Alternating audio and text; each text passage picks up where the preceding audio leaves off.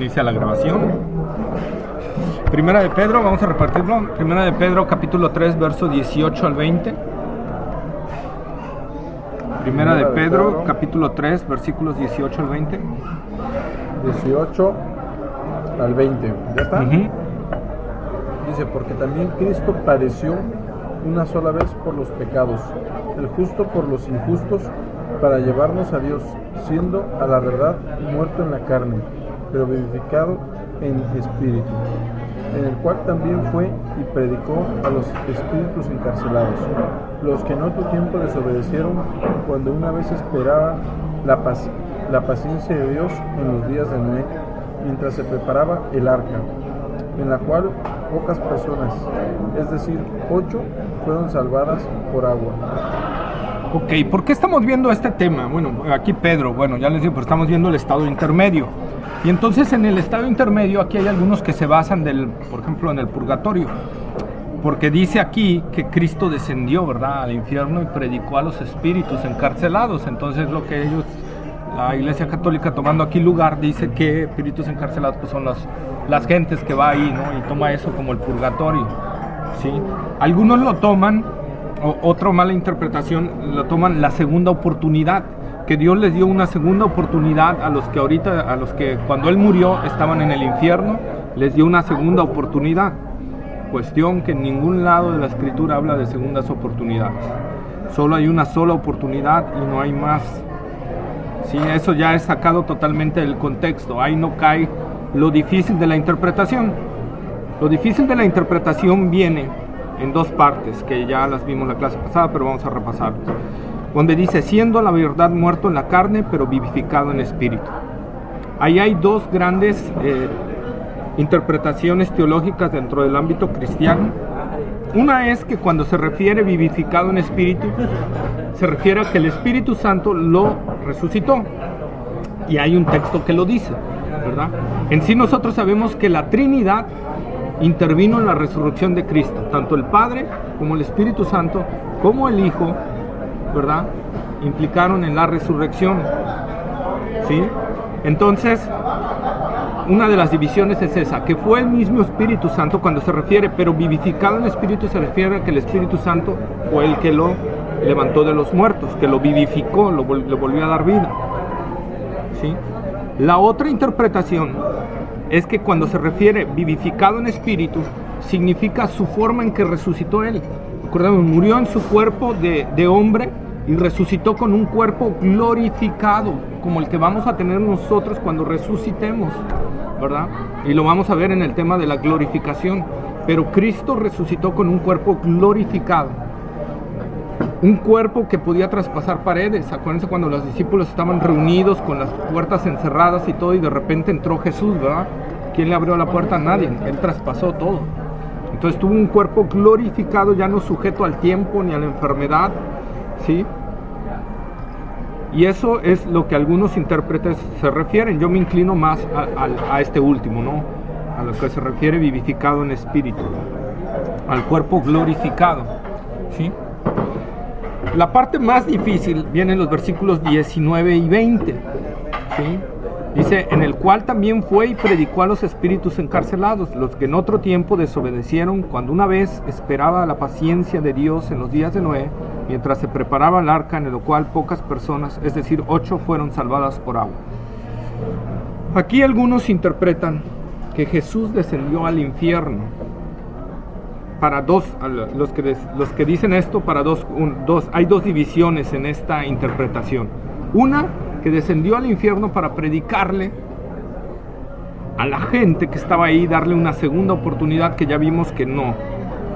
Porque en realidad, literalmente, en el griego literal, ¿verdad?, debiera decir en el cual fue y proclamó, ¿sí? No predicó. Jesucristo no fue a predicar. Bajo esa interpretación, Jesucristo fue a proclamar, ¿sí? En dado caso, si fuera así la interpretación, el original es proclamar más que predicar, ¿sí?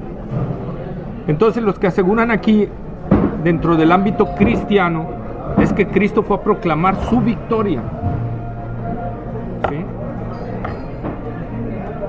Entonces, ojo, aquí Volvemos a repetir para que se entienda. 1. Que Cristo fue para una segunda oportunidad a los espíritus de los humanos que estaban ahí, darles una segunda oportunidad, lo cual no es correcto, ¿sí? La otra interpretación es que Cristo fue y descendió podríamos hablarlo en el griego Tártarus. ¿Qué es el Tártarus? Bueno, el Tártarus, si nosotros vamos a la cuestión griega, era el lugar más profundo del Averno para los griegos, ¿no? El lugar más hondo, y eso es lo que Pedro utiliza para que puedan entender lo que es. Entonces, ahí se supone, en la escritura, que están los demonios más terribles encarcelados, ¿sí?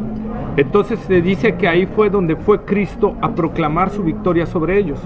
Esos demonios o esos ángeles caídos, ¿verdad?, bajo esta interpretación, son los que en Génesis, ojo, bajo esta interpretación estoy diciendo, en Génesis 6, que nos dice que los hijos de Dios, ¿verdad?, vieron a las mujeres de los hombres muy hermosas y cohabitaron con ellas, ¿verdad?, y engendraron hijos, ¿sí? Porque en el arameo original es Céfalis, que puede significar seres o puede significar hombres valientes. Entonces, la interpretación de algunos es que ahí está hablando de los hijos de Dios, de los ángeles, ¿sí? ¿Por qué? Porque en Job dice que los hijos de Dios vinieron a Dios y está hablando de los ángeles. Entonces, de ahí sacan esa parte, ¿sí?, de decir que son los ángeles que fueron encarcelados. ¿Por qué? Porque se quitaron de su propia naturaleza y se hicieron humanos para tener cohabitación con las mujeres, porque les gustaron las mujeres, y dejaron su uso natural por el que es, ¿verdad?, contra la naturaleza de ellos mismos. Entonces es lo que algunos opinan ahí, y hay varios teólogos, entre ellos John MacArthur, que mis respetos, es para mí un maestro de la palabra muy bueno, pero él tiene ese punto, ¿no?, de esa parte de que fueron los ángeles que cohabitaron con las mujeres los que están en esos lugares, ¿sí? Y la tercera, ¿verdad?, que es la que nos tocó un poco. Génesis 6, lo vamos a ver. Tártarus, sí, en griega. Entonces, la tercera interpretación de aquí es que espíritus encarcelados, para poder entenderlo tenemos que ver cuando dice en el cual, y en el cual va ligado con el inmediato anterior, cuando dice vivificado en espíritu, ¿sí? O sea, lo que nos está diciendo aquí varios intérpretes, que son con los que más coincido, es que Cristo proclamó su palabra, proclamó el mensaje de salvación, proclamó la oportunidad en los días de Noé, ¿sí?, a esa gente que vivía en el tiempo de Noé. ¿Cómo lo hizo? A través de su espíritu, el espíritu que habitaba en Noé. Cuando Noé predicó que venía un diluvio, ¿verdad?, es porque el espíritu de Dios o el espíritu de Cristo estaba en Noé proclamando eso, el juicio, y pidiéndole a la gente que se arrepintiera, ¿verdad? Como hoy en día Dios nos habla a través de la predicación del evangelio. No es el hombre el que nos está invitando, es Dios que está invitando a la gente a través de cuando nosotros predicamos el evangelio, de que vengan y se arrepientan. Entonces, lo mismo está sucediendo aquí. Por eso dice, los que en otro tiempo desobedecieron, cuando una vez esperada la paciencia de Dios en los días de Noé, mientras se preparaba el arca. ¿Sí? Dios proclamó ese mensaje a esa gente que estaba encarcelada, pero en la antigüedad.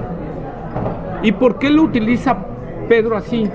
Porque si nosotros seguimos leyendo, nosotros vamos a ver que Pedro pone al arca y al diluvio como el tipo de Cristo y el bautismo, ¿sí?, de Cristo y el juicio también.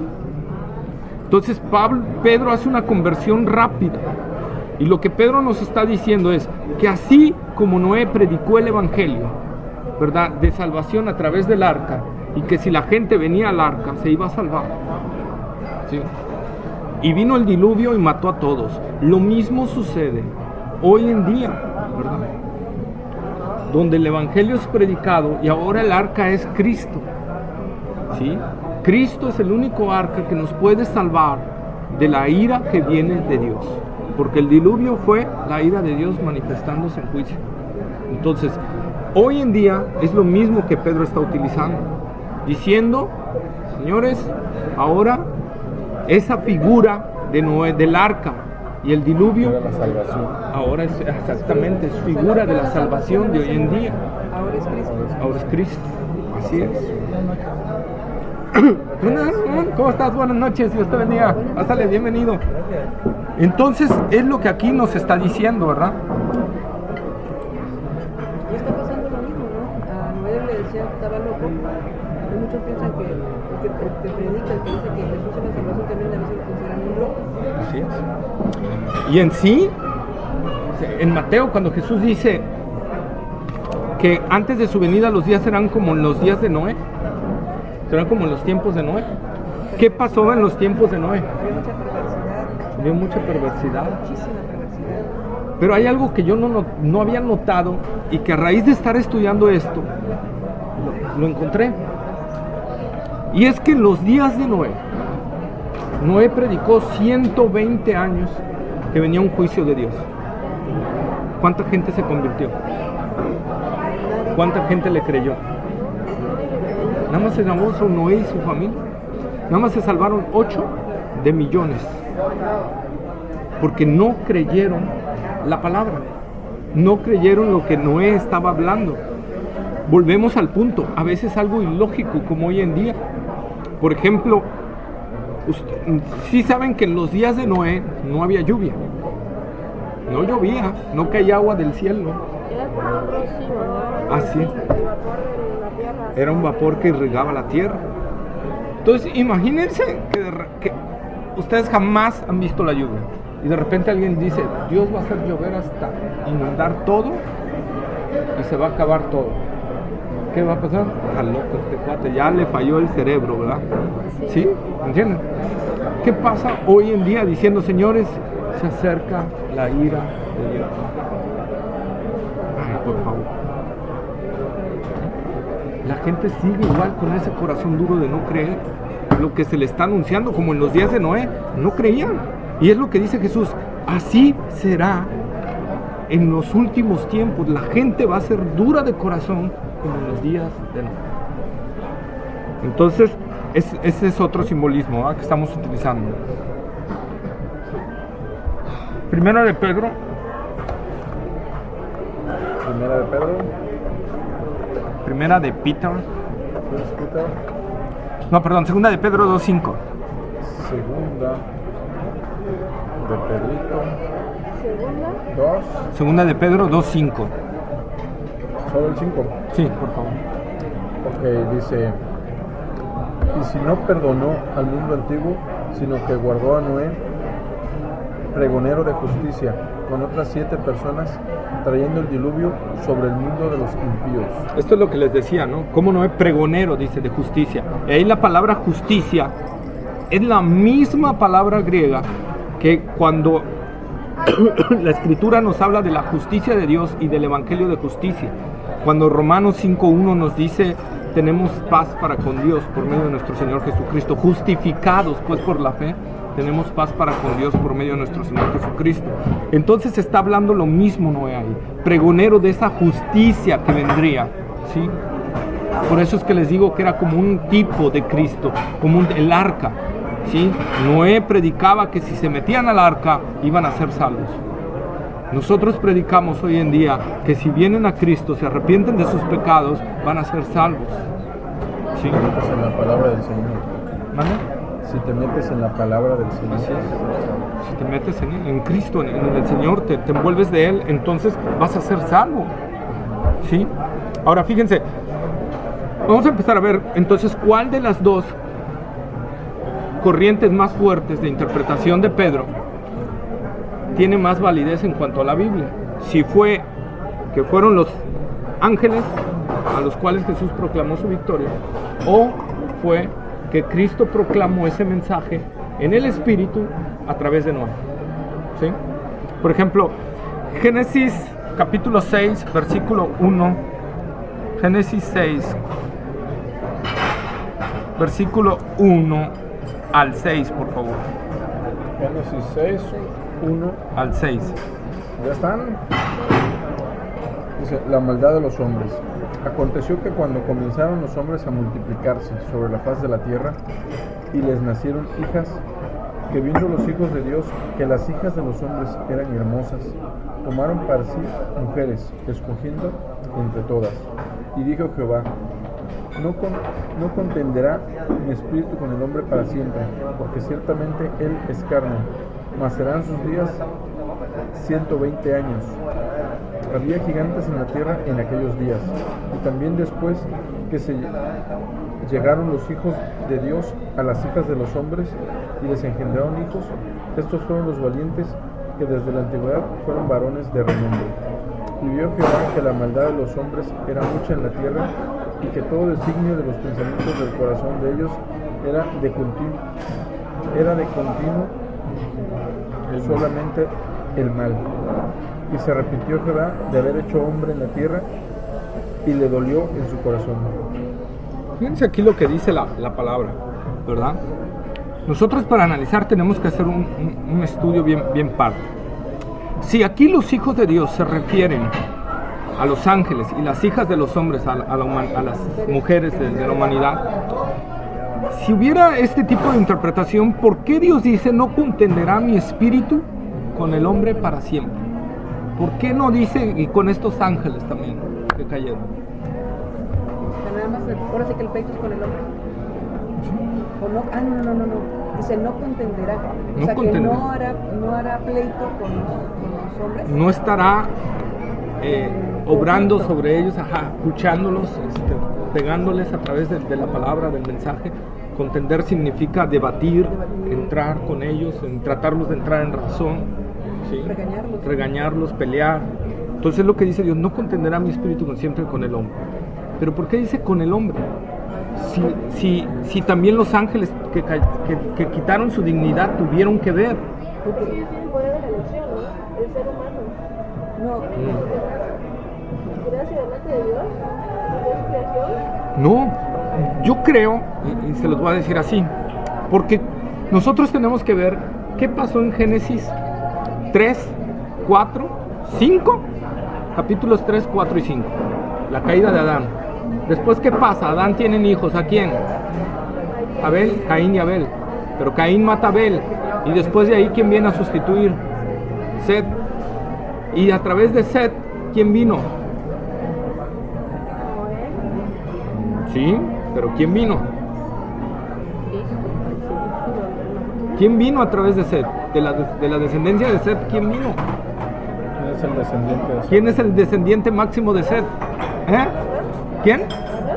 No, Abraham sí también, pero alguien mucho mayor que Abraham. Mucho más grande que Jacob. Jesús. A través de la descendencia de Set vino Jesús. Entonces, esa descendencia de Set es la descendencia del pacto de Dios con el hombre. Con Caín no, con Set sí. Entonces, la palabra Sephilins, que algunos traducen, que dicen que es porque los ángeles, también se puede traducir hijos del pacto. Entonces, lo que está hablando realmente de los hijos de Dios es la descendencia de Set. Y las mujeres de los hombres, las hijas de Caín. Dios había mandado, a Caín lo mandó, bueno, y a Set lo dejó acá. Entonces, la descendencia de Set, podríamos tomarla como la descendencia de los hijos de Dios. Lo que Dios fue, ¿cómo le llamamos? Eligiendo desde un inicio.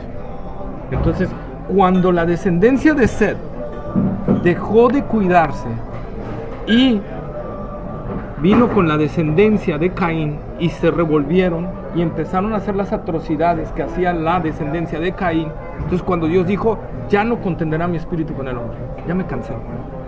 Su corazón es de continuo el mal.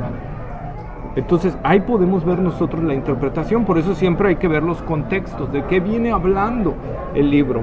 Y el libro de Génesis me viene hablando de la caída y de la línea divisoria. Acuérdense el prototipo del Evangelio, que es Génesis, creo capítulo 3, versículo 15 y 16, me parece, cuando Dios le dice a la mujer, y la serpiente te herirá en el calcañar, y tú le herirás en la cabeza. Ese es el prototipo del Evangelio, donde Dios estaba profetizando la venida de la descendencia de alguien que iba a aplastar la cabeza de la serpiente, y ese era Cristo. Entonces desde ahí podemos ver profetizado el Evangelio, ¿no? Pero ¿a través de quién iba a venir eso? De la línea de Set. De Set desciende todo lo que nosotros podemos conocer: Noé, Abraham, David, todos esos, hasta llegar a Cristo. ¿Ok? Entonces es la interpretación que yo veo más correcta en cuanto al contexto, ¿sí? Por ejemplo, para que vean que también se les llama hijos del pacto, vamos a Éxodo capítulo 4, versículos 22 y 23, donde a los pueblos de Israel se le llama ¿Éxodo cuál? hijo. Éxodo 4, 22 y 23. Éxodo 4, 22 y 23. 22 y 23. ¿Ya están? ¿Sí o no? ¿No?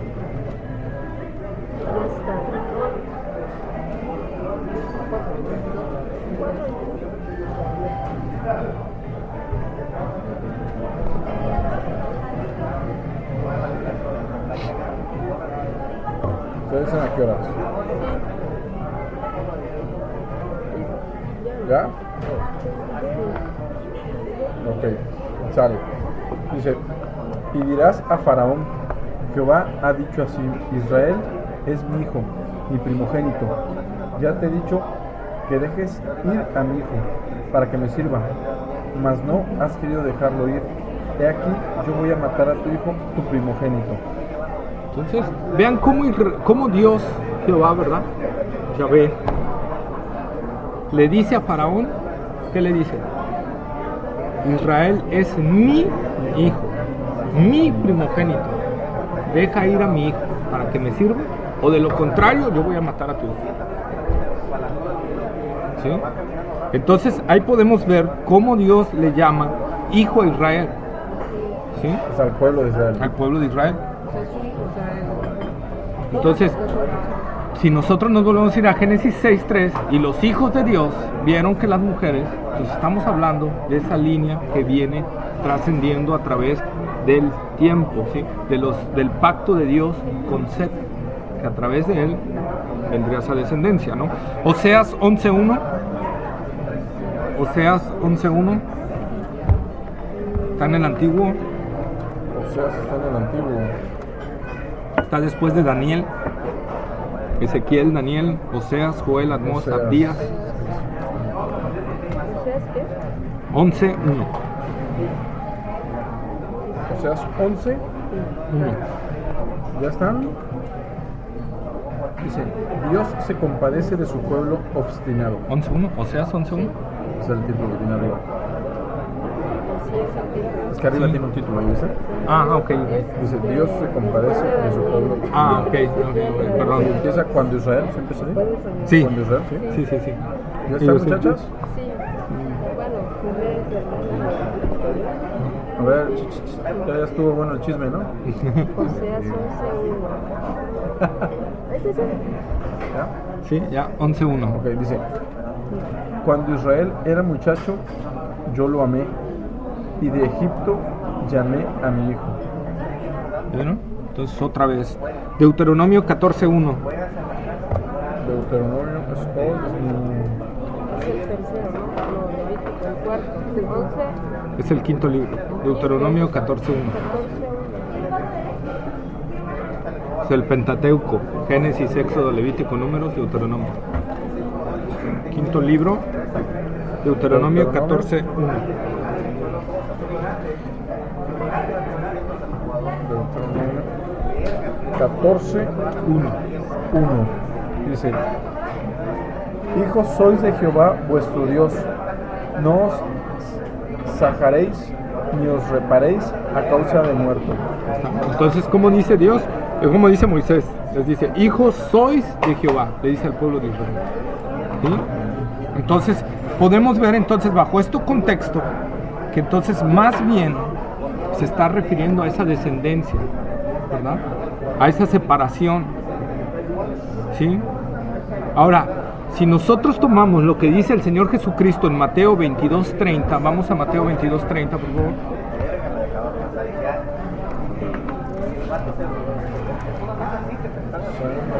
San Mateo, ¿no? Uh-huh.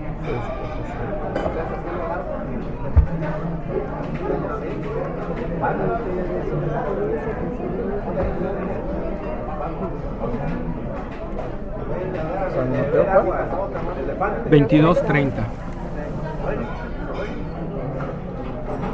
San Mateo 22:30.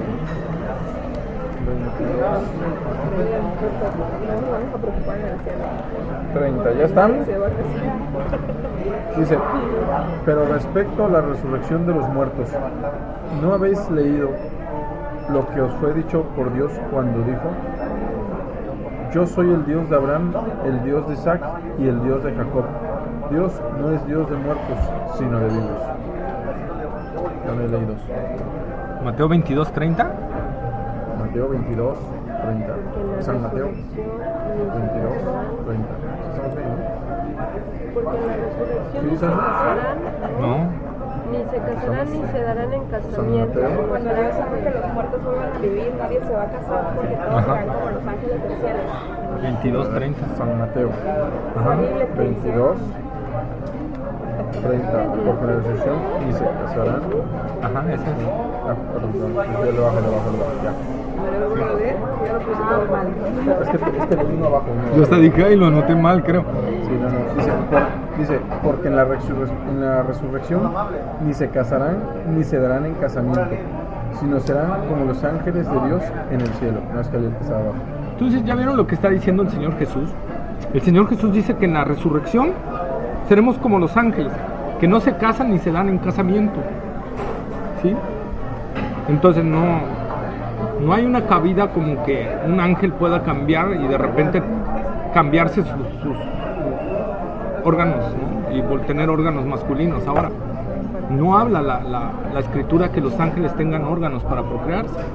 Entonces, dice, en cambio Jesús dice, en la resurrección ni se casarán ni se darán en casamiento, porque allá no habrá reproducción. ¿Eh? Tenemos como hermanitos y amigos. Te voy a hacer un paréntesis ahí en ese. Sí. Dices que los ángeles son hombres, ¿no? Porque eres No, machista. son seres asexuales. No son ni hombres ni mujeres.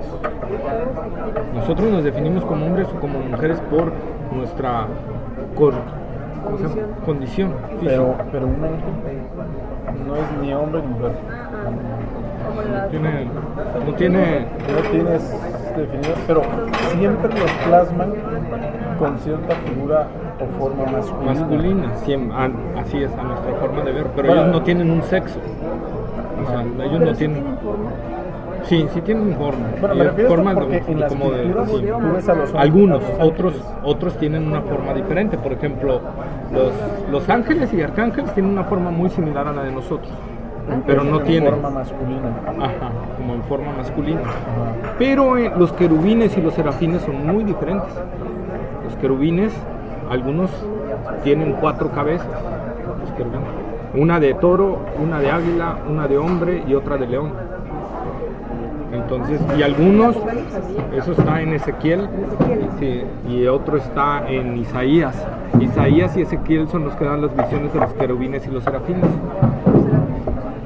Y los serafines tienen una cabeza, pero es o de toro, o de león, o de hombre, o de... En sí, los seres angelicales de más alto rango son los serafines y los querubines. Y al parecer el más alto rango dentro de los seres angelicales es el querubín. ¿Sí? El serafín cuida la adoración a Dios, que la adoración le llegue limpia, ¿sí? Que no llegue ni una adoración impura ante Él. Y los querubines son los que cuidan que nada impuro llegue ante Dios. Oye, y ahí sacan esas imágenes en Narnia, la película de Narnia, sacan varias imágenes de cabezas cabeza. Sí, ¿Pero de ahí? sí, pero ahí que se me hace que C.S. Lewis, que es un muy buen teólogo, o sea, lo hizo como para que los niños lo leyeran y todo y fueran conociendo lo que es la palabra. Ese cuento lo hizo un teólogo cristiano, las crónicas de Narnia. Así es. Poco. Sí. Sí, así, claro. Yo cuando la vi. Charles, no sé la S qué significa, pero Lewis es uno de los teólogos más reconocidos. Entonces él hizo las crónicas de Narnia. Sí, era un teólogo O sea, cristiano. digamos, se inspiró en la Biblia Sí, a lo largo de los personajes. Entonces, y creó personajes que no vienen en la Biblia, pero lo creó para más que nada dar un contexto que los niños fueran viendo un cuento, como un cuento, ¿no? Y fueran entendiendo lo que es. Por eso cuando el león es sacrificado, y luego resucita el león. Y le dijo, la verdad es que cayó en el juego que queríamos que cayera, ¿no? Matar a un inocente para que... Esa es la muerte de Jesús. Eso simboliza la muerte de Jesús. Que el diablo pensó que estaba vencido y al contrario, necesitaba ser muerto para poder salvar. Para poder vivir. Entonces ahí nosotros podemos ver ese detalle, pero sí. Pero no hay algo que la Biblia nos diga que los ángeles son hombres o son mujeres. O sea, por eso dice el dicho mismo Señor Jesús, ni se casan, ni se darán en casamiento, sino serán como los ángeles. pero eso de que, bueno, de que nosotros, bueno, más bien todo el tiempo en la pintura siempre los han puesto como hombres, ¿no? Con alas. Semejante a la figura, pero no como hombre, porque como hombre estaríamos hablando de que tendrían que ponerle los órganos, ¿no? Pero bueno, pero vienen tapaditos, pero tú lo ves y tú ves un hombre con alas. Sí, claro. A lo mejor sí tapadito no se le ve así. Si no dirías es una mujer, porque Sí, no trae. tiene gusto, tiene Pero gusto. simplemente tú lo ves y es un hombre con alas. A eso Pero- es a lo que me refiero. es que en términos de nosotros de acá en la Tierra lo podemos definir así, por la forma en que tú lo ves. Pero recordemos que las cosas celestiales son muy diferentes a nuestra realidad. Por eso Jesús está diciendo, no van a ser ni hombres ni mujeres, o sea, van a ser como los ángeles. Ya no va a haber un sexo. Por ejemplo, nosotros tenemos que poner, ¿para qué creó Dios al hombre y a la mujer? Para reproducirnos, ¿sí? Y por eso al hombre le creó un órgano y a la mujer le creó los senos para poder amamantar y los ovarios para poder recibir a la criatura. Entonces, allá no va a ser así. Allá no van a nacer hijos espirituales, y van a tener relaciones. Por eso es lo que se está refiriendo Jesús. Por eso es a lo que me refiero, que en cuanto a los ángeles son seres asexuales. O sea, no puedo definir que es hombre, porque no puedo definirlo porque no tienen sexo. Sí, ahí queda claro, ¿no? Sí, sí. O sea, los que van allá, los únicos que van a estar, no va a haber más, como que se van a reproducir. No. O sea, los que van ahí son ellos y Así ya no hay es, más. y ya no. Y estaremos eternos, si no Exacto. reproducimos. Sí, sí, ¿no? ¿Te imaginas? Así como dicen, el ángel Gabriel y le ponen el nombre de hombre. Tú lo ves en la estás figurita pensando, exacto. y ves un hombre con alas, obviamente, ¿no? Pues es la representación que le han dado, pero no en la Biblia no dice tal cual que tenga figura de hombre. Sino es lo que le han querido. Habla de que se revelaron así como hombres, o sea, que los vieron como personas, como seres, como personas. Pero la Biblia no te dicen eran hombres. Cubriendo Dios nuestra incapacidad de comprensión, que si se hubieran reflejado de como son realmente, a lo mejor nos morimos del miedo, ¿no? Sí, además de que los seres angelicales son algo especial, fíjense tan especial que cuando a Juan se le presenta el ángel, Juan se postra ante él y Juan le dice, no, levántate, yo soy un consiervo tuyo. Pero, o sea, yo nada más vengo a darte un anuncio y todo, pero no, a mí no me adores. Imagínense el impacto que le produjo a Juan ese ángel. Y Juan sabiendo que no se podía inclinar ante nadie más. Y le ganó la presencia del ángel. Lo maravilloso que son en su naturaleza real. En su forma real. En su forma real. Entonces, puedes decir, wow, o sea, impactante. Que hasta mismo Juan, que escribió el Evangelio, que se postró ante él para adorarlo. Entonces, ahí hay dos cosas, lo irradiante que es la presencia de los ángeles y de la maldad de nuestro corazón, que está inclinada a idolatrar cualquier cosa, ¿no? Que no alcance a concebir. Si Juan lo hizo. Si Juan lo hizo. Es su máquina. Entonces, por eso es a lo que me refiero. Si en términos figurativos, así como aquí en la tierra, pudiéramos decir que se asemejan más a los hombres. Sí, en ese lado. Ajá, en esa función. Pero en cuanto a decir que son hombres, no podemos decir. No tienen un sexo. Así no tienen sexo. Sí.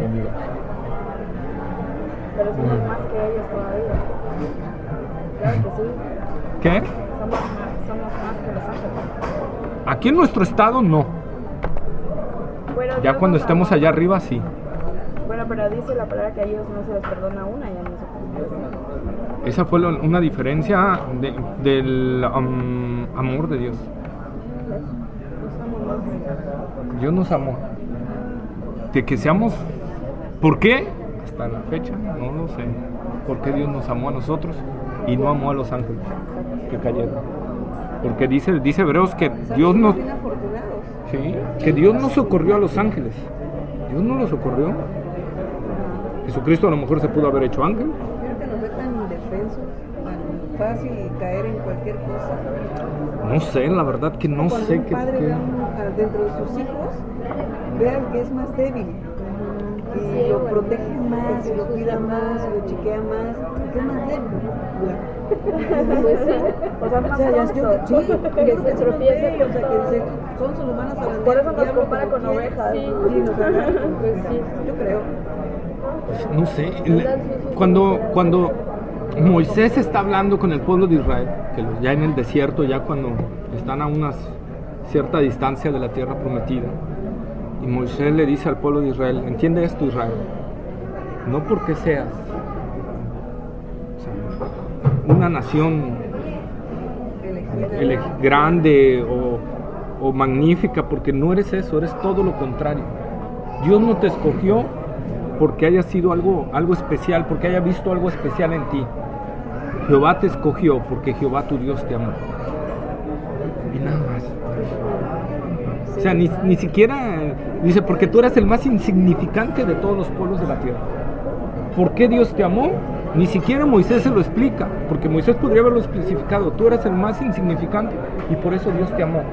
Pero no les dice eso. Les dice, la única condición por la cual Dios te escogió es porque te amó. Y te amó a ti y a las otras naciones. Dios sintió un amor especial hacia Israel. Cuando hablamos de que Dios amó a Israel, hablamos de un amor especial. Cuando hablamos de los escogidos, hablamos de un amor especial de Dios. No que Dios no ame a la gente. Dios ama a la gente porque Dios es amor. Pero hay un amor especial de Dios hacia sus escogidos. Y eso es a lo que se refiere. A los que Él vio y no sé qué vio y todavía no entiendo, porque yo no lo entiendo. Pero desde la eternidad, Dios dice que nos conoció y desde ese momento nos amó.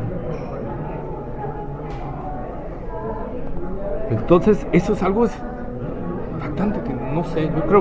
Yo creo que cuando esté en el cielo le voy a pedir que me explique bien eso, porque no lo entiendo.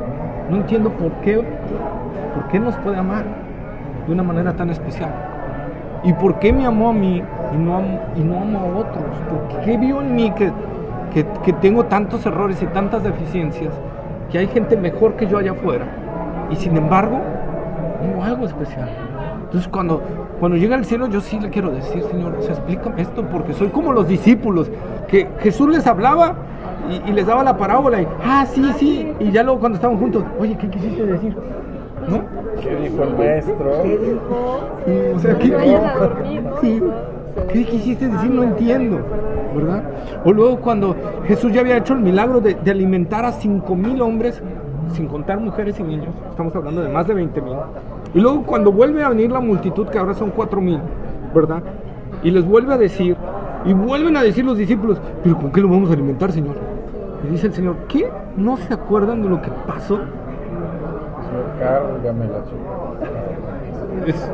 Entonces, imagínense el impacto, o sea, la dureza. Entonces, pues, llegar allá arriba en el cielo y decirle, Señor, bueno, ya me diste una mente glorificada, ahora sí, explícame, porque yo por más que leía tu palabra no entiendo por qué me amaste.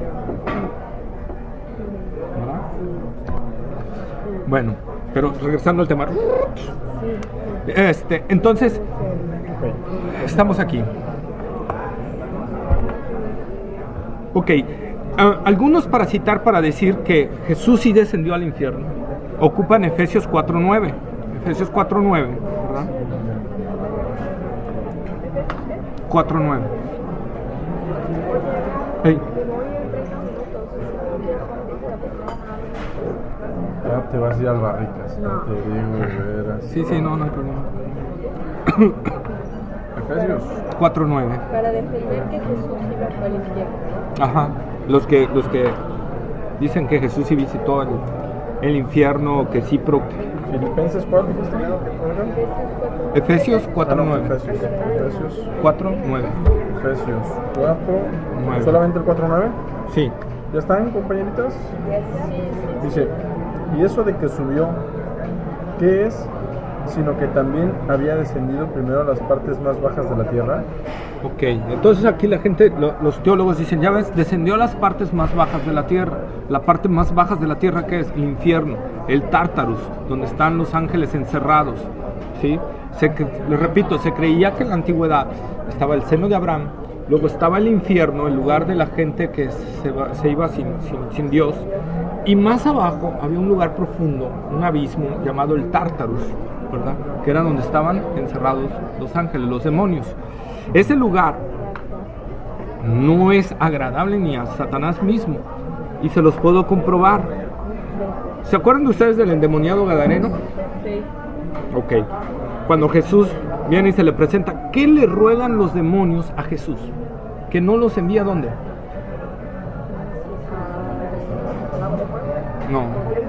No, al abismo. Le ruegan que no los envíe al abismo.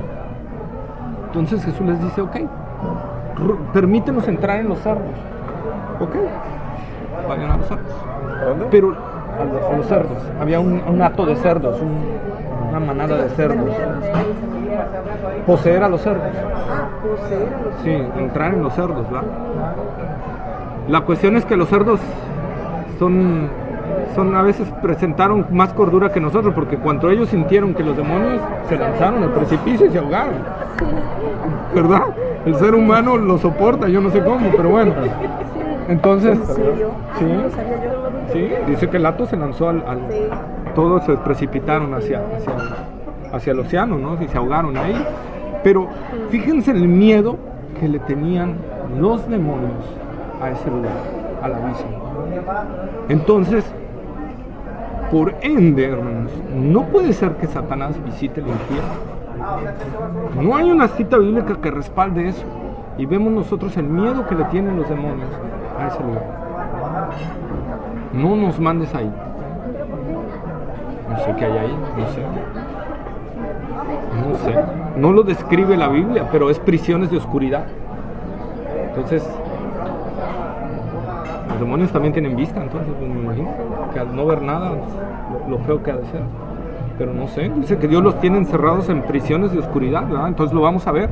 Pero más bien ahí, cuando dice a las partes más bajas de la tierra, no se está refiriendo a que Jesús descendió hasta el Tártarus, sino que se está refiriendo a su muerte. Que Jesús vino desde el cielo, descendió y vino a morir por nosotros. Y esto lo respalda Pablo en Filipenses. Vamos a Filipenses ahora sí, capítulo 2, versos 5 al 11, por favor. Filipenses 2. Del 5 al 11. Era el seno de Abraham, después era el infierno. El Hades, el infierno, y después el abismo. O sea, un lugar mucho más profundo, ¿no? Y el de Efesios 4:9 dice que se refiere a que Cristo vino a la tierra. No dije que se refiere. Digo, perdón. En la interpretación real, a que sí, que Él descendió del cielo y vino hasta la tierra a morir. Entonces, así es. Simbolizando el descenso de Cristo de su trono, ¿no? Entonces, sí, perdón. No, está bien. Y luego, ¿cuál vamos? Estamos en Filipenses 2, 5 al 11. ¿Ya están? Filipenses 2, 5. Dice, haya pues en vosotros este sentir que hubo también en Cristo Jesús, el cual siendo en forma de Dios, no estimó el ser igual a Dios como cosa a que aferrarse, sino que se despojó a sí mismo, tomando forma de siervo, hecho semejante a los hombres, y estando en la condición de hombre, se humilló a sí mismo, haciéndose obediente hasta la muerte y muerte de cruz. Por lo cual Dios también lo exaltó hasta lo sumo, y le dio un nombre que es sobre todo nombre, para que en el nombre de Jesús se doble toda rodilla de los que están en los cielos y en la tierra y debajo de la tierra, y toda lengua confiese que Jesucristo es el Señor, para gloria de Dios Padre. Entonces vean, dice, ese sentir, cual siendo en forma de Dios no estimó, sino que fue obediente hasta la muerte y muerte de cruz. Está hablando de su descenso, de su trono de gloria, a venir hasta morir por nosotros y estar en una tumba, ¿verdad? Entonces, es más que nada lo que se está refiriendo ahí, ¿sí? Ahora, sobre que Jesús proclamó su victoria a los demonios que están encarcelados, Jesús no tenía que descender para proclamar su victoria, porque la victoria de Jesús fue proclamada a Satanás y sus ángeles en la cruz. No, él no tuvo que bajar, él la proclamó en la cruz. Veamos lo que dice Colosenses, y ahí lo dice rotundamente, Colosenses capítulo 2, verso 13 al 15. Es después de Filipenses, ¿no? Sí, despuésito de Filipenses. Okay. ¿Colosenses cuál? 2, capítulo 2, verso 13 al 15. 2, del 13 al 15. ¿Ya están, muchachas? Dice, y a vosotros, estando muertos en pecados y la incircuncisión de vuestra carne, os dio vida juntamente con él, perdonándoos todos los pecados, anulando el acta de los decretos que había contra nosotros, que nos era contraria, quitándola de en medio y clavándola en la cruz, despojando a los principados y a las potestades, los exhibió públicamente, triunfando sobre ellos en la cruz. Entonces, ¿ya vieron? ¿Dónde Jesús proclamó su victoria? En la cruz. Ahí él proclamó su victoria, triunfando sobre ellos en la cruz. Ahí los exhibió. Ahí está hablando como cuando venía un emperador que acababa de conquistar y traía atrás de él, en el desfile, a sus séquitos de esclavos que acababa de obtener de la victoria. Es de lo que nos está hablando aquí Pablo en Colosenses, ¿sí? Despojando a los principados, o sea, les ganó ahí, les quitó todo, ¿verdad? Los exhibió en la cruz. Triunfando sobre ellos en la cruz. Entonces Jesús no tuvo que descender al infierno para proclamar su victoria. Jesús la proclamó en la cruz, cuando Él murió y dijo, consumado es, ya no queda más nada que hacer. Se cumplió El propósito y el plan y todo. Fíjense, ahora, Satanás y sus ángeles no habitan el infierno. Ellos habitan en las regiones celestiales. Efesios capítulo 6, verso 12. ¿Satanás qué? No habita en el infierno. Él habita en las regiones celestiales. ¿Efesios cuál? Efesios 6, 12. Efesios 6, 12. 12. Efesios 6, 12 dice...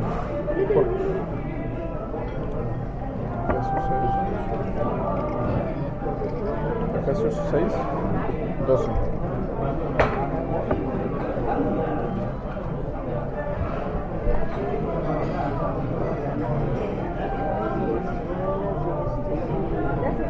¿Ya estamos?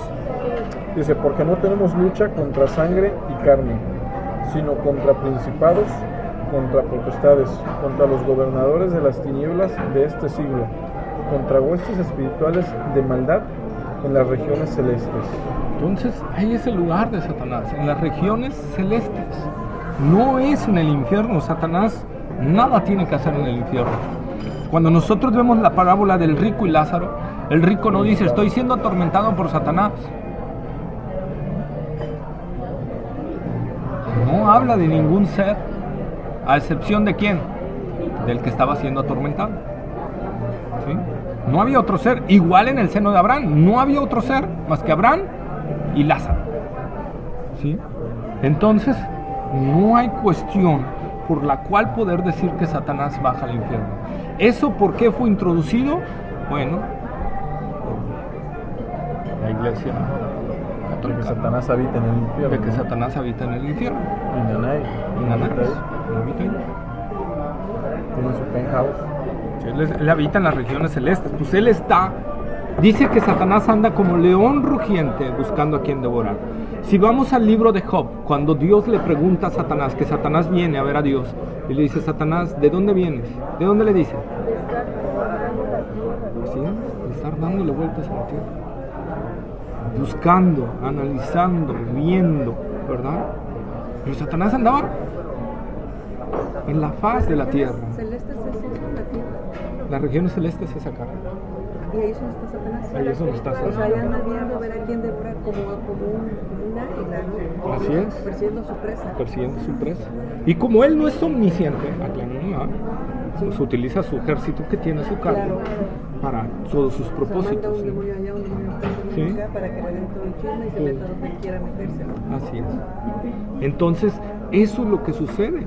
Si Dios nos abriera, que espero que nunca, los ojos espirituales, y pudiéramos ver cómo están los cielos y todo, créanme, hermanos, que nos espantaríamos bastante.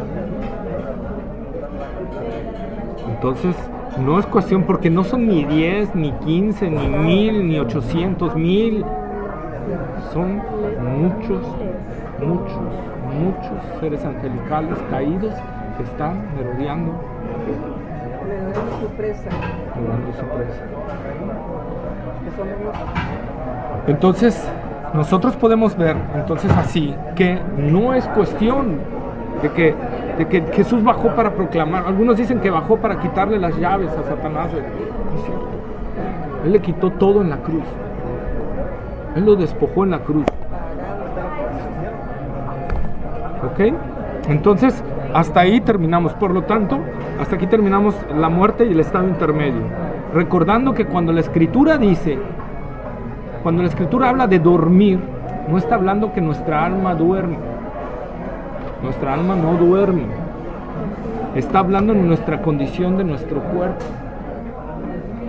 Si cuando ustedes no sé si han asistido a un velorio, luego la gente que dice, mira, está como si estuviera durmiendo. Bueno, es una figura que utiliza la Escritura para que entendamos la muerte de nuestro cuerpo, porque al final de cuentas nuestro cuerpo va a ser resucitado. Nosotros cuando morimos con Cristo, los que morimos con Cristo nos vamos al paraíso. Los que mueren sin Cristo se van al infierno. Ambos van a resucitar, pero en diferentes resurrecciones. ¿Sí? No van a estar en el trono, en el juicio del trono blanco. En el juicio del trono blanco son los que sin Cristo. Sin Cristo. Y en el... ¿Cuál es el otro? El tribunal de Cristo. El tribunal de Cristo van los cristianos, ¿verdad? Ambos van a resucitar. Ambos van a recibir sus cuerpos otra vez. Pero unos resucitarán para gloria eterna y otros resucitarán para condenación eterna. Entonces, lo que faltaba en el proceso de la salvación es que nuestro cuerpo fuera glorificado. Por eso el cuerpo se queda aquí. Cuando Cristo venga, por eso Pablo dice, cuando Cristo venga, y lo vamos a ver ya en el tema de la glorificación, esperamos que nos dé tiempo. ¿Puedo hacer ahí un paréntesis antes de que Sí. se vaya a pelear? Con respecto al cuerpo, a mí me queda una duda. Si nuestro cuerpo va a resucitar, ven, o sea, se dice que nuestro cuerpo es el templo del Espíritu Santo, nuestra carne, Ajá. templo. Por eso debemos cuidarlo. Si, por ejemplo, una persona que es mega obesa, que no está cuidando su cuerpo, cuando muera, se muere obeso, ¿va a resucitar así, obeso? No creo. No hay algo que nos lo identifique dentro de la Escritura, pero no creo. O sea, va a ser un cuerpo, va a ser muy semejante a este, pero va a ser glorificado. Va a ser como el cuerpo de Cristo, cuando Cristo resucitó por segunda vez. La cuestión es que hay algo que no me aclara la Escritura y yo no puedo decirlo, ¿verdad? Pero a mí sí me gusta decir toda la verdad. Cristo resucitó con un cuerpo glorificado, pero resucitó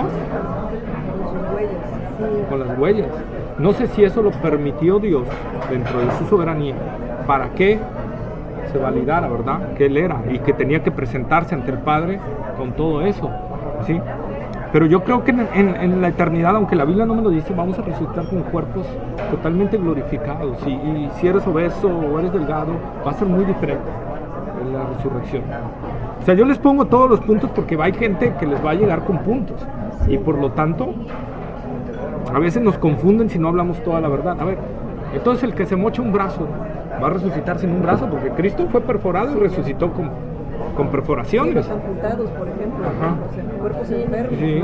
Entonces, pues bueno, la Biblia no me lo aclara, pero la Biblia me dice que voy a resucitar con un cuerpo glorificado. Entonces, yo creo y mi esperanza es que vamos a resucitar con un cuerpo totalmente restaurado, ¿sí? Totalmente restaurado, aunque repito, no hay algo que lo explique al 100%, ¿no? Lo que significa es que ese resucitar no implica que sea el mismo cuerpo que tenemos aquí en la tierra. No, va a ser un cuerpo muy similar. Un cuerpo muy similar. No va a ser pues. No va a ser en la forma en que, o sea, con el cuerpo que mueres, no es el mismo. Y lo vamos a ver ahorita en el tema, o sea, porque ahí viene el tema de la glorificación, y es el tema precisamente que ya consuma el orden de la salvación, porque el último paso de la salvación es nuestra glorificación, ¿sí? El último paso en la salvación es nuestra glorificación, que es cuando recibimos nuestros cuerpos resucitados. Cuando nosotros morimos nos vamos con Dios al paraíso, ¿sí? Pero se va nuestra alma, nuestro espíritu, ¿sí? Pero el cuerpo se queda. La glorificación, ¿qué es? Cuando mi cuerpo es resucitado. Cuando yo recibo ese cuerpo otra vez. Son dos conceptos distintos pero muy unidos. Porque siempre dicen que el alma es de sentimientos, y el espíritu es el que te da la vida, ¿no? El alma No. científicamente la describen como el conocimiento, entonces es algo en el cerebro, científicamente está demostrado. Pero es una sola cosa, porque luego es que es cuerpo, alma y espíritu. Cuando somos tres, como tres son Tripartitas. el alma y el espíritu. Pues es así, ¿no? Son tres cosas, pero a la vez pertenecen Son a un dos solo cosas, cuerpo. alma y espíritu son dos cosas distintas. Sí, pero muy entrelazadas. Muy entrelazadas, estamos así. Muy entrelazadas. A tal grado El que alma a qué va y el espíritu a qué va. O sea, el espíritu es nuestra parte con la cual tenemos la comunión con Dios. el espíritu. El espíritu. ¿sí? Ese que se despega de nuestro cuerpo. Digamos, por eso Esa es es la nuestra parte alma. espiritual, ¿no? Nuestra alma, el alma. El alma, Ajá. el alma. Pero el alma está casi ligada con el espíritu. ¿Qué pasa con el espíritu? Cuando yo estaba sin Cristo, estaba muerto Sí. espiritualmente. Esa parte estaba anulada. Entonces, pero yo vivía, mi alma vivía. El alma eres tú mismo. El cuerpo solo es el caparazón con el cual subsistes. El alma es tu esencia. El alma eres tú. Es tu esencia. ¿sí? Entonces, lo que se va a ir al cielo El espíritu. es el alma. El alma. Al paraíso, sí, el alma. Entonces, ¿qué pasa con el espíritu? Lo vamos a ver. El espíritu va conjunto. Porque el espíritu va conjunto con el alma, aunque son dos cosas, van tan unidas que no las podemos separar. Pero son dos cosas, partes dentro de nosotros. A diferencia de los animales, que los animales nada más tienen cuerpo y alma. Los animales no van a tener resurrección. No tienen espíritu, no están en comunión con Dios. Tienen un conocimiento de Dios porque Dios los creó, pero no tienen esa parte espiritual. Ellos van a morir y hasta ahí acaba su existencia. Dios no los creó inmortales. Por lo tanto, en la Nueva Jerusalén no nos habla de animales. Sí. Entonces los animales no van a resucitar. Por eso Jesús dice, cuando Él dice,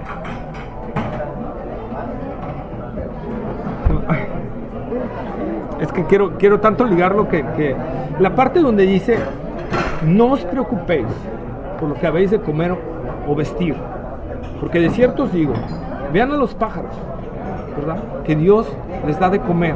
¿Y qué dice? Sí, pero ¿qué les dice? No se afanen por eso, porque Dios les da a ellos. No que... No, después de eso, ¿qué dice Jesús? No valéis más vosotros que ellos. Para Dios, el hombre vale mucho más que cualquier animal. Porque el hombre fue creado a su imagen y semejanza. En los animales no. Por lo tanto, el ser humano tiene más valor que cualquier animal. Y cuando un cristiano le da más valor a un animal que a un ser humano, entonces está en contra de Dios. Entonces, Dios siempre le da más valor al hombre que a los animales.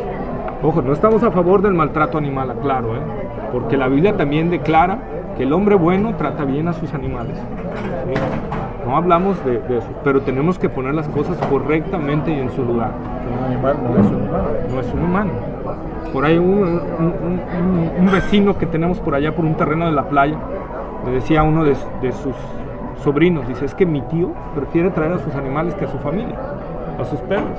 Les tiene tanto cariño que prefería llevar a sus perros que a su familia. Entonces, eso está erróneo. Yo veo un señor que por mi casa que lleva a su perrito todos los días me lo encuentro y lleva una sombrilla para que no le dé sol al animalillo. O sea, Ni su vieja lo cuidó tanto. Entonces, la verdad es eso. Igual con las plantas, ¿no? Lo mismo sucede. Más valemos para Dios nosotros como seres humanos que los animales y las plantas, porque al final de cuentas quien Dios creó para estar en la eternidad con Él son los animales. Jesucristo no vino a morir por el perro, el gato, el león, ¿verdad? Entonces, así es, para que estuvieran así es. ¿Ok? Entonces entramos con el tema de la glorificación, Romanos 8:30. Tema glorificación. Sí. La dejamos, la muerte y el estado intermedio, ¿no hay dudas sobre eso? Quejas, dudas, comentarios, sugerencias. Llamar al 01800 Edgar Vigurra. 01800 Pastor. guía. Pastor, guía. 50 pesos por minuto.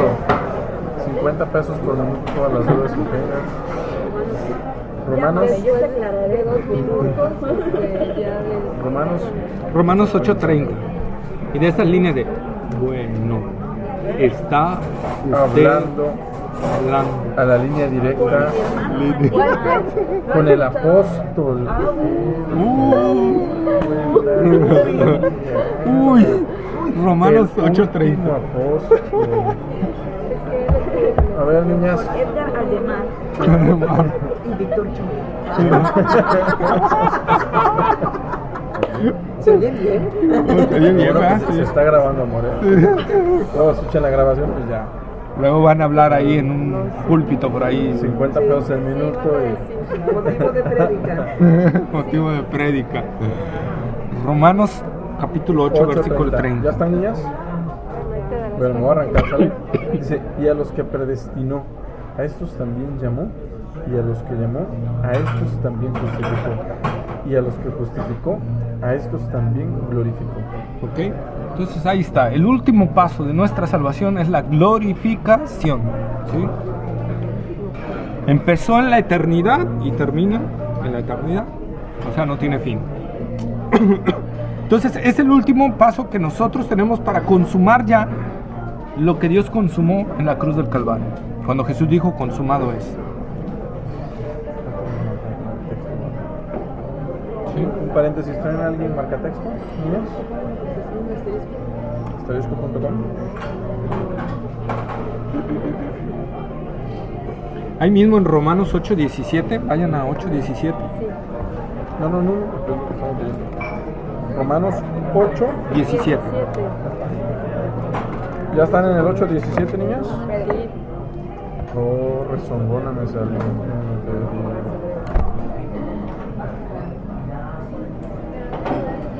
Tú nos dices cuándo, mija. Ok, te esperamos todos.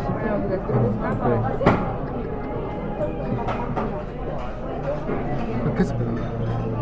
Tranquilo, pastor, porque Irma dice que aguantemos. Romanos, ¿era qué? 8. 8:17. Estoy hasta con eso. Romanos 8:17. ¿Ya me autoriza? Gracias.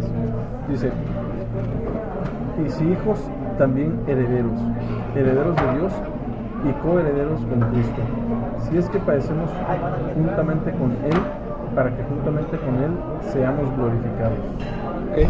Entonces ahí está, herederos de Dios y coherederos con Cristo, ¿verdad? si es que padecemos juntamente con Él, para que juntamente con Él seamos glorificados. ¿Sí? La resurrección de Cristo ha garantizado nuestra resurrección también. Por eso Pablo decía en Corintios, si Cristo no resucitó, entonces comamos o bebamos que mañana vamos a morir. No tiene caso vivir el Evangelio. ¿Sí? Pero como Cristo resucitó, entonces yo tengo una esperanza, ¿verdad? De vida eterna, de que mi cuerpo será levantado y será resucitado. Entonces por eso es que aquí Pablo está diciendo, para que juntamente con Él seamos glorificados. ¿Sí? Ahí más adelantito, Romanos 8, 23 al 25. 23 al 25. ¿Problemas? Ahí adelantito, nada más, versículos adelante.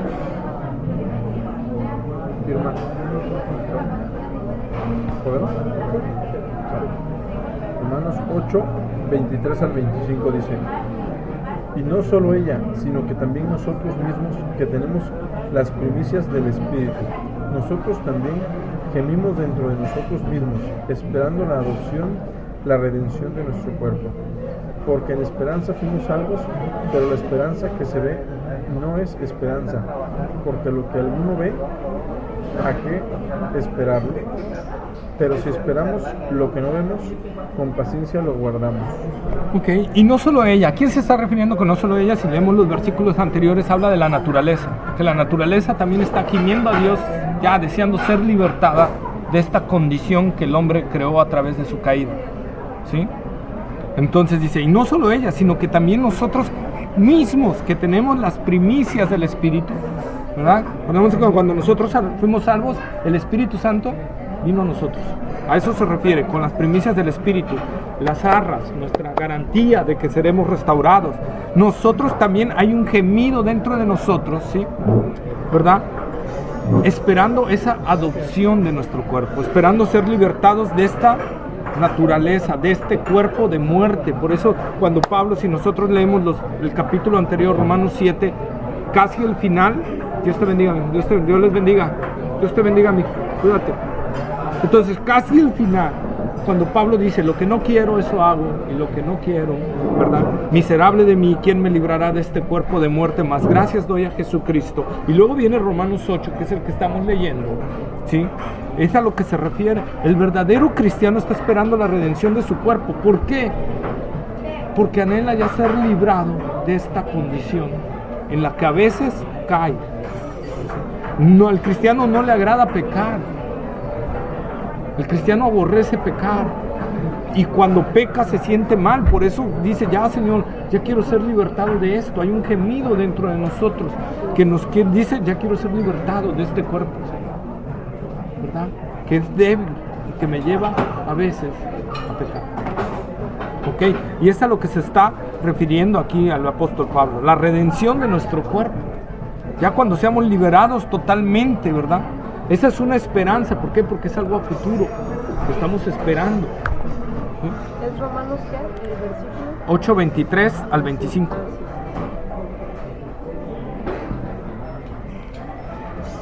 Primera de Corintios, capítulo 15. Corintios es antiguo, ¿verdad? Primero. Está antes de Efesios, sí.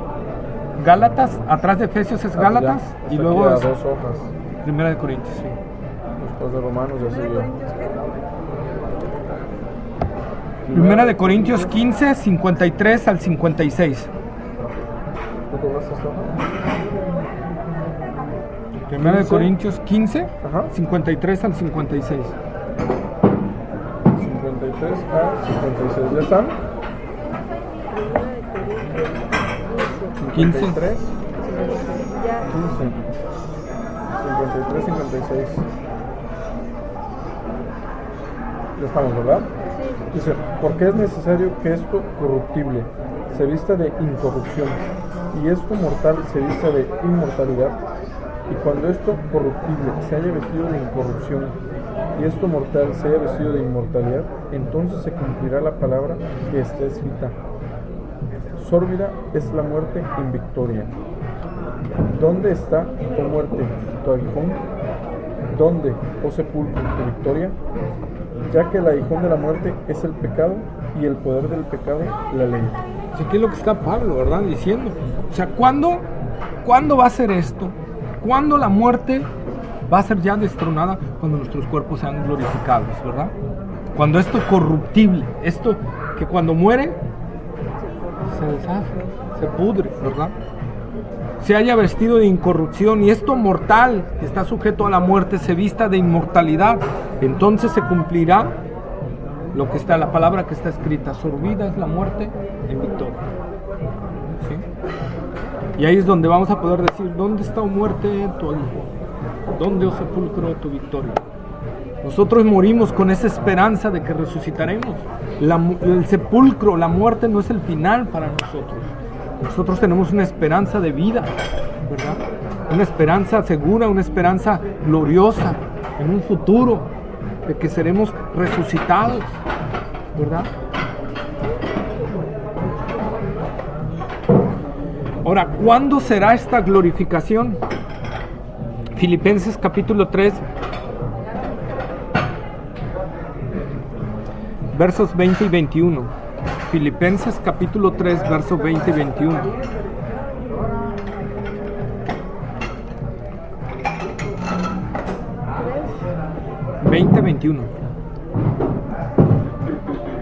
¿Filipenses cuál? 3, 20 y 21. 3, 20 y del 20. 20 al 21. ¿Ya están? Sí.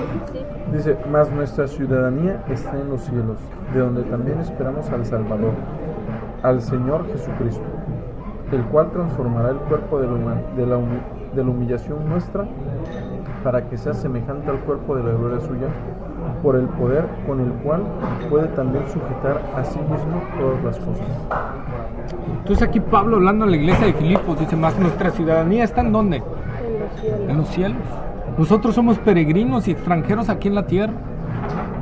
Los cristianos siempre tenían eso en mente en la antigüedad, que solo esto es como un pasaje nada más, pero somos realmente ciudadanos del cielo. Y mi estancia aquí en la tierra debe demostrar eso, que soy un embajador del cielo, ¿verdad? Que solo estoy aquí un rato y que de ahí partiré y estaré con el Señor.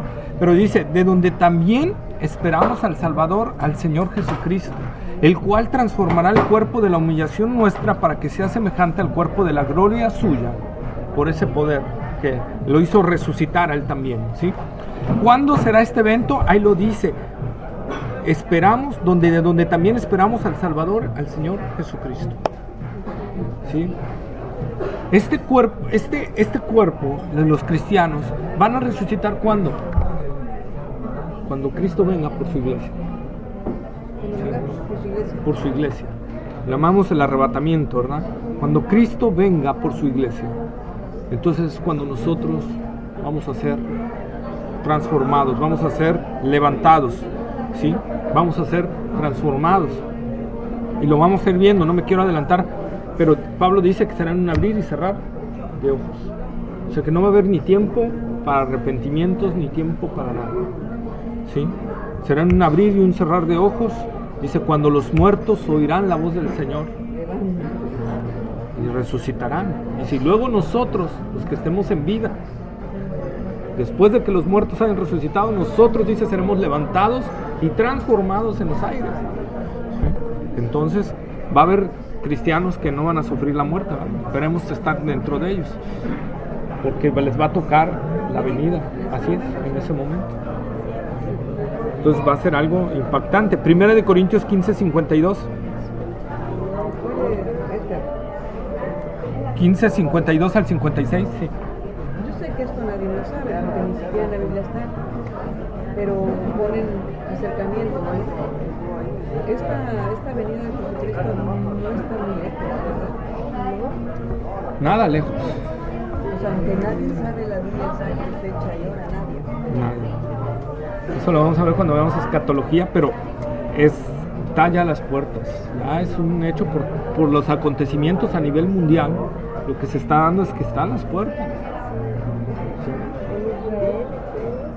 Sí. Israel, la desestabilidad económica mundial que hay, el desorden que hay.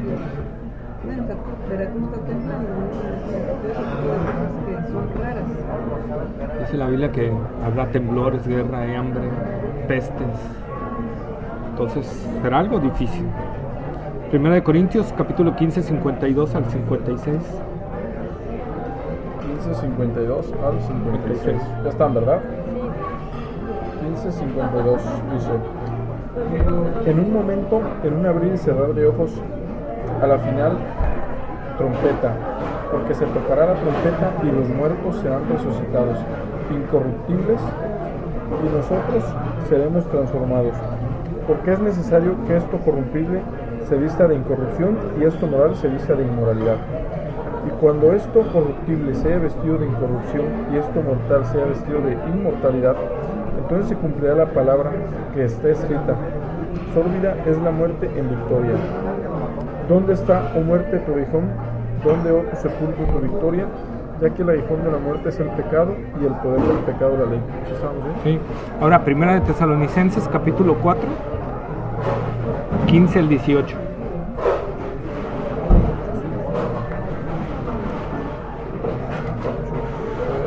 Primera de Tesalonicenses, capítulo 4, versículos 15 al 18. 4. Vamos del 15 al 18, ya están, ¿verdad? Dice: por lo cual os decimos esto en palabra del Señor, que nosotros que vivimos, que habremos quedado hasta la venida del Señor, no pereceremos a los que durmieron. Porque el Señor mismo, con voz de mando, con voz de arcángel y con trompeta de Dios, descenderá del cielo y los muertos en Cristo resucitarán primero.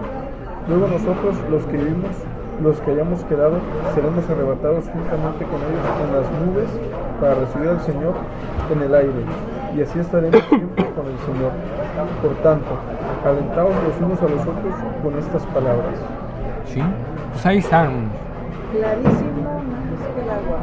Así es. Los muertos en Cristo resucitarán. Sí, los muertos en Cristo. O sea, en su venida, cuando Él venga por su iglesia, los muertos en Cristo resucitarán. Los muertos sin Cristo no van a resucitar hasta mucho tiempo después.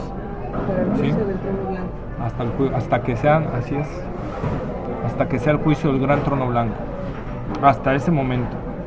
Dice: luego nosotros, los que vivimos, los que hayamos quedado, seremos arrebatados juntamente con ellos en las nubes para recibir al Señor en el aire, y así estaremos siempre con Él.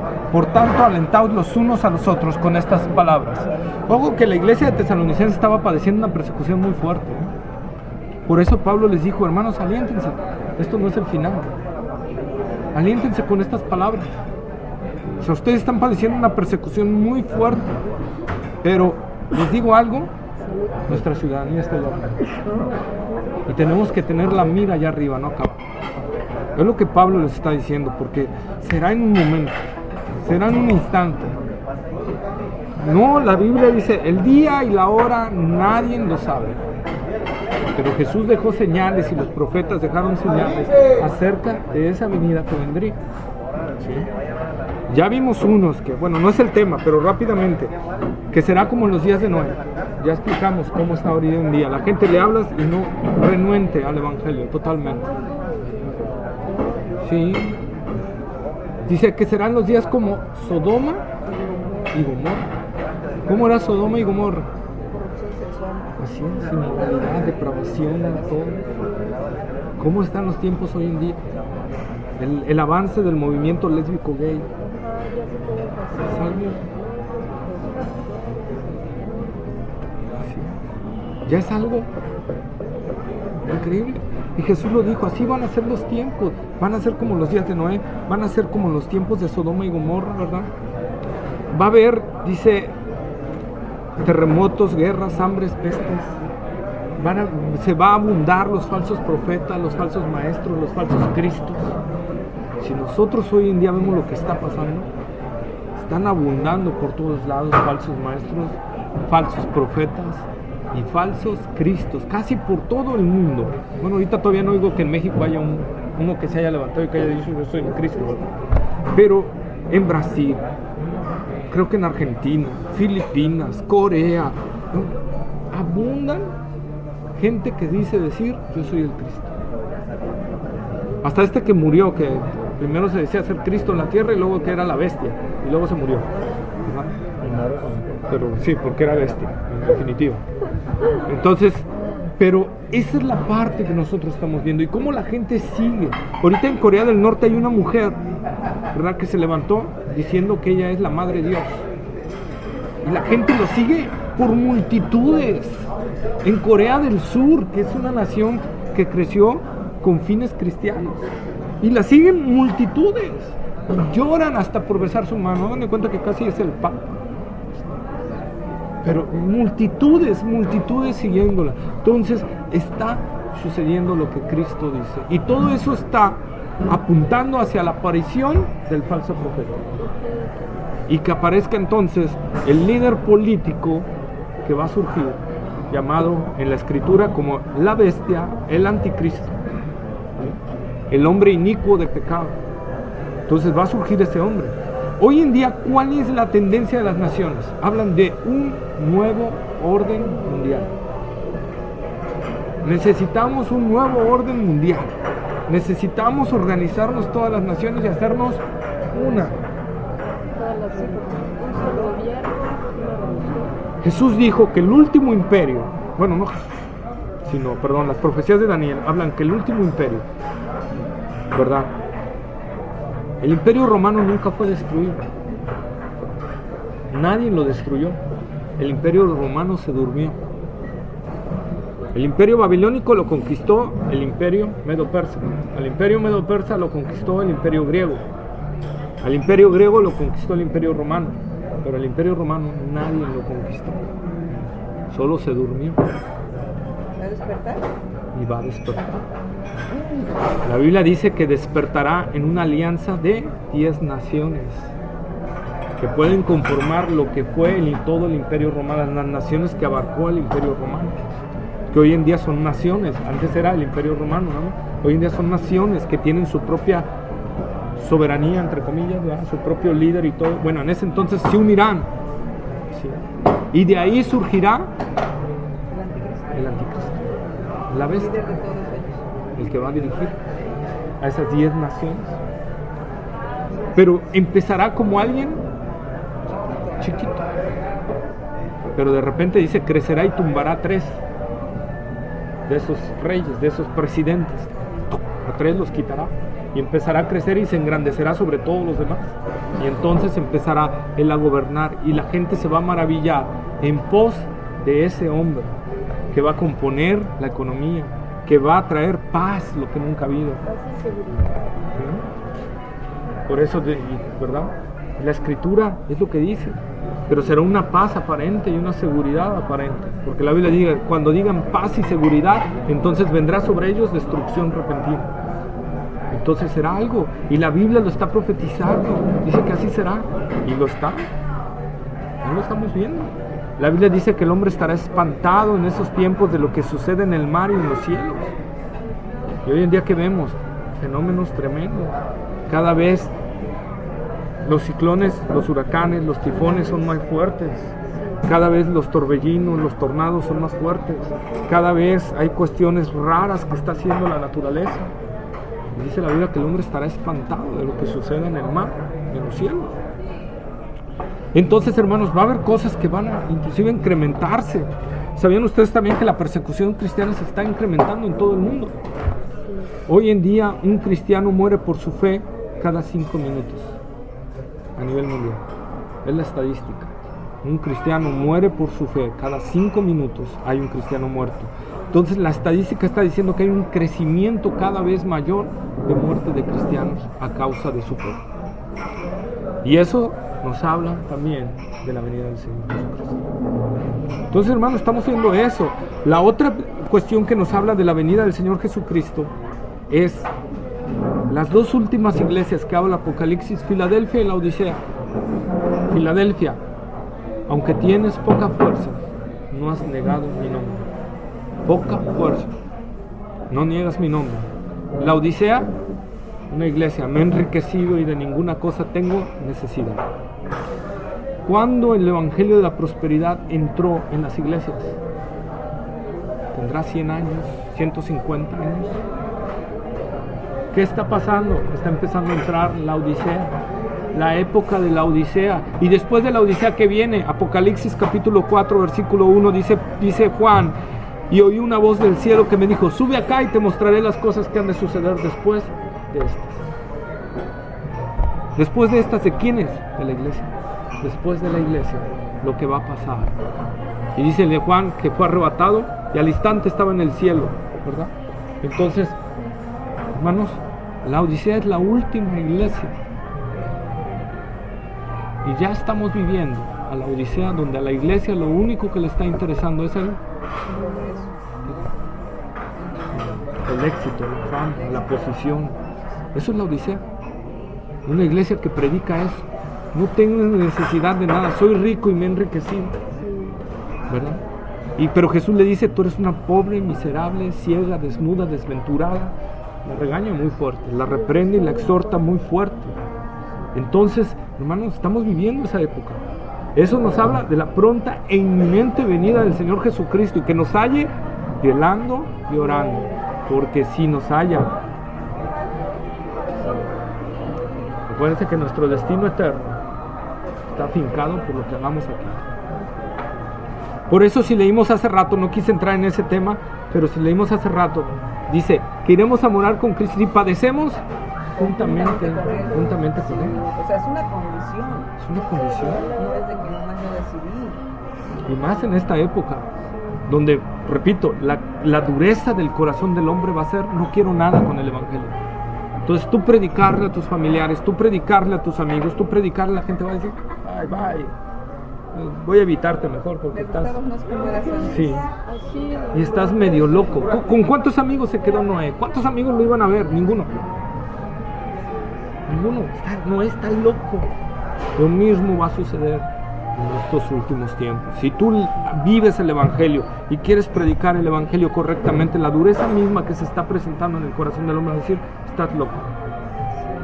Tú no entras en los términos que estamos hablando de hoy en día, de una esfera donde todas las religiones son lo mismo. Aquí lo importante es que cada quien cree en su Dios. En su Dios. Y si tú no encajas en esto, adiós, aléjate. Y es lo que va a empezar a pasar. Lo que va a empezar a pasar es que, en serio, hermano, se lo estoy diciendo porque ya viene, ya es un hecho inminente. Va a haber cristianos que van a sufrir tremendamente, o que vamos a sufrir tremendamente, porque va a costar en las escuelas, en los trabajos y todo, que aceptes las nuevas cosas que se vienen encima, como es lo del movimiento gay, como es lo de las inmoralidades, como es lo de la nueva religión a nivel mundial, que se perfila a ser la nueva era, la religión mundial. ¿Sí? Entonces, eso es lo que está sucediendo hoy en día. Y como el cristiano que es fiel, como el cristiano en sus inicios, cuando le decían: di que César es Señor, el ejército romano se enfilaban a los cristianos y le decían: aquí traemos la esfinge de César, di que César es Señor. No, César no es Señor. Y ¡pum!, mataban. Ahora el siguiente: di que César es Señor. Ellos decían: no, César no es Señor. César Curios, César Dios. César no es Dios. Lo mismo van a hacer hoy en día, donde cristianos les digan: acepta esto o te sacamos. Y ahí el cristiano va en realidad a saber si prefiero esto o prefiero a Cristo. Eso es lo que nos estamos enfrentando a eso, y es lo que habla la Escritura, y es clara, vendrán esos tiempos. Entonces, bueno, pero seguimos con el tema de la glorificación. Ya eso vendrá en escatología, que a lo mejor sea el otro tema que vamos a ver. Eso está muy bueno. Sí. Si viene Cristo Y nos haya. Entonces, ya leímos primero a Tesalonicenses, ¿verdad? Dice: ahora, ¿será el mismo cuerpo el que resucite? Aquí viene la cuestión, ¿verdad? Romanos capítulo 8, verso 11. 8. Romanos capítulo 8. 8 está en el antiguo y en el nuevo. El 8. El 8, versículo 11. 8, ¿Romanos qué? 8, versículo 11. 8:11. A ver, dice: y si el espíritu de aquel que levantó de los muertos a Jesús mora en vosotros, el que levantó de los muertos a Cristo Jesús vivificará también vuestros cuerpos mortales por su espíritu que mora en nosotros. ¿Ok? Entonces, bueno, es un hecho. Ahora vamos a 1 de Corintios, capítulo 15. Si bien ese capítulo 15 habla de la resurrección totalmente, pues ya leímos algunos versículos. Capítulo 15, verso 35 hasta el 50. 1 de Corintios. 1 de Corintios 15, casi todo el capítulo 15 nos habla de la resurrección. 15, ¿de cuál a cuál? Del 35 al 50. 35 al 50. Dice: pero dirá alguno, ¿cómo resucitarán los muertos? ¿Con qué cuerpo vendrán? Necio, ahorita te están hablando a ti. Lo que tú siembras no se vivifica, sino muere antes. Y lo que siembras no es el cuerpo que ha de salir, sino el grano desnudo, ya sea de trigo o de otro grano. Pero Dios le da el cuerpo como Él quiso, y como cada semilla su cuerpo, y a cada semilla su propio cuerpo. No toda carne es la misma carne, sino que una carne es la de los hombres, otra carne la de las bestias, otra la de los peces y otra la de las aves. Y hay cuerpos celestiales y cuerpos terrenales, pero una es la gloria de los celestiales y otra la de los terrenales. Una es la gloria del sol, otra la gloria de la luna, y otra la gloria de las estrellas, pues una estrella es diferente de otra en gloria. Así también es la resurrección de los muertos. Se siembra en corrupción, resucitará en incorrupción. Se siembra en deshonra, resucitará en gloria. Se siembra en debilidad, resucitará en poder. Se siembra en cuerpo animal, resucitará cuerpo espiritual. Hay cuerpo animal y hay cuerpo espiritual. Así también está escrito: fue hecho el primer hombre, Adán, alma viviente. El póster, Adán, espíritu vivificante. Mas lo espiritual no es primero, sino lo animal, y luego lo espiritual. El primer hombre es de la tierra terrenal, el segundo hombre es el Señor, es del cielo. ¿Cuál el terrenal? Tales también los terrenales, y cuál el celestial, tales también los celestiales.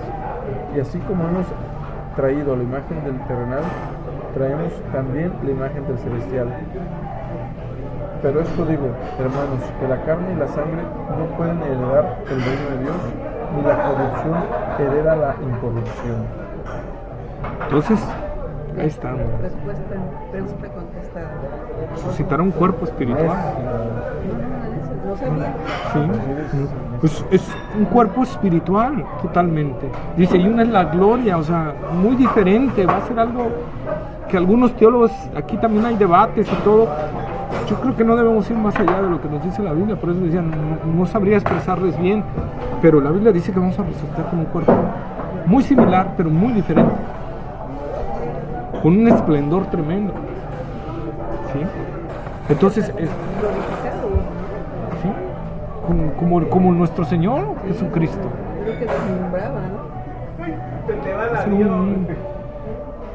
No sé si cuando Pablo se refiere a que, no sé, digo, es una suposición, no es algo que digamos doctrinal, pero no sé si cuando Pablo se está refiriendo que hay una gloria de uno y otra gloria de este otro, una la gloria del sol, otra la gloria de la luna, otra la gloria de las estrellas, y hay diferente gloria entre cada estrella, se esté refiriendo a la cuestión de cómo va a ser allá la eternidad en cuanto a nuestra condición de acá abajo. Hablamos de los galardones. Por eso también tenga que ver, no sé, no lo estoy poniendo como una doctrina, pero a lo mejor quien expida más es porque trabajó más acá por el Señor y fue más fiel para el Señor acá abajo, ¿no? Pudiera ser, es una suposición mía, no lo metan como doctrina y luego, no, es que Edgar dice que es así y así, no, es una suposición nada más. Filipenses capítulo 3, verso 20 y 21, ya lo leímos, pero vamos a volver a leerlo. ¿Entonces qué? Filipenses capítulo 3, verso 20 y 21. ¿Filipenses cuál? 3, 20 y 21. Filipenses 3, 20 y 21. 3, 20 y 21 dice: mas nuestra ciudadanía está en los cielos, de donde también esperamos al Salvador, al Señor Jesucristo, el cual transformará el cuerpo de la humillación nuestra para que sea semejante al cuerpo de la gloria suya, por el poder con el cual puede también sujetar a sí mismo todas las cosas. Pues ahí está, yo creo que ahí está, para que sea semejante al cuerpo de la gloria suya, de Cristo, ¿verdad? Esa misma gloria que Él irradia la vamos a irradiar nosotros. Ese mismo cuerpo glorificado lo tendremos nosotros. No quiere decir que vamos a ser gemelos de Cristo, claro, sino habla de la esencia de su cuerpo, de su naturaleza, ¿sí? Capaz de no tener restricciones de tiempo, espacio, dimensión. Ya, todo eso se acabará. En la resurrección ya no habrá tiempo, ya no habrá día y noche, ya no habrá años. Ay, hermano, sí, hermano, ya cumpliste 600 años. No habrá ya eso. Será muy diferente. Entonces es a lo que nos está refiriendo, y eso involucra nuestra glorificación. Por eso, hermanos, como dice el apóstol Pablo, ¿verdad? Más nuestra ciudadanía está en los cielos, entendamos eso. Por ahí subí un video de Francis Chan llamado La Cuerda. Está en YouTube y ahí lo subí. Tiene como 2 años y me volví a acordar de él, lo volví a subir, y es impactante esa predicación, porque habla precisamente de eso, ¿no? de nuestra estancia aquí en la tierra. Él pone una cuerda bien larga, y la puntita así la pinta de rojo. Y dice, muchos cristianos se preocupan cómo van a vivir este ciclo de vida, sin importarles cómo van a vivir eso. Trabajan para vivir estos piquito, o sea, ya no hablamos de toda la línea roja, este piquito. Trabajan, se esfuerzan, se esmeran con pudor para vivir bien este tiempo, pero no están pensando en este tiempo, que es infinito, no acaba. Entonces, ¿yo para qué estoy sembrando? ¿Para qué estoy viviendo? ¿Para qué estoy poniendo? ¿Estoy poniendo mi vista en esta parte rojita? ¿O estoy poniendo mi vista en lo que está después de la parte roja? Yo tengo que poner mi vista en que mi ciudadanía no está aquí, mi ciudadanía está allá arriba. Y yo debo de trabajar y debo de vivir y debo de anhelar esa gloria que me espera allá arriba. Y debo de trabajar para esa gloria. Debo de vivir en esa gloria. Debo de en mi corazón llenarlo de Cristo para que yo anhele más esa gloria. Para obtener el pasaporte. Para tener una entrada, dice, amplia y generosa. Porque va a haber cristianos que van a tener una entrada, pero no va a ser generosa. Va a haber unos que van a recibir reprimenda de parte del Señor. Van a haber unos que van a ser avergonzados por el Señor mismo. Va a haber unos que van a ser reprendidos y van a ser otros que van a ser felicitados por el mismo Señor Jesucristo. Entonces, hermanos, nuestra ciudadanía está allá arriba, no está acá abajo. Si nosotros creemos que esto es real y realmente Cristo ha entrado en nuestro corazón, sabemos que es real. Entonces, tenemos que vivir para esa eternidad. Lo que sembremos hoy, lo vamos a cosechar allá. ¿Sí? Amén. Pues bueno, vamos a dejarlo hasta aquí. Ya terminamos con eso. El tema de la glorificación fue rápido. Ya